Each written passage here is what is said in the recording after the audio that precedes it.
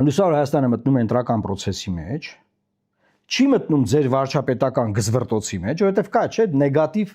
բան կա, որ նեգատիվը ինչն է, որ բոլորը համաձայն են, որ պետք է իշխանությունը փոխվի, ընդդիմադիր դաշտում։ Բայց բոլորը համաձայն չեն, թե ումով փոխվի, ուշադիր։ Ով կգա իշխանության, այ դա բոլորն ասում են, պետք է ես գամ, նա ասում է, պետք է չէ ես գամ, նա ասում է, չէ անպայման ես, մենակ մեր տեխնացուն բան, ուտեղ Լուսավոր Հայաստանը մենք, ասում ենք Ժորժ ջան, մենք չենք մտնում այդ գզվրտոցի մեջ։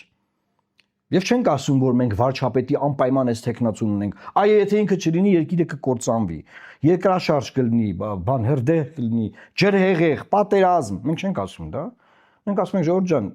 մենք չենք խաբելու ձեզ, սա падգամավորական ընտրություններ են։ Մենք գնում ենք խորհրդարան։ Ժողովուրդը խորհրդանում պետքա մեր նման մարդիկ ունենա, որ իրանց շահերը եւ Հայաստանի Հանրապետության շահերը պատշաճ պաշտպանված լինեն։ A, այսինքն առաջինը։ B, երկրորդը, այսինքն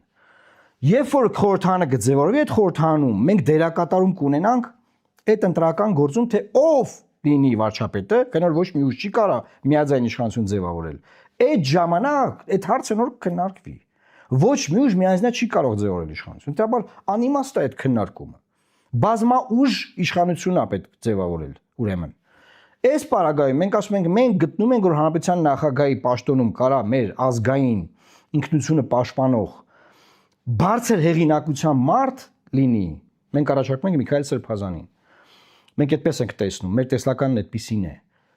Որի շուրջ կարա լինի կոնսենսուս ընդդիմադիր դաշտում։ Նայեք, վարչապետի տեխնացուի շուրջ կոնսենսուս չկա,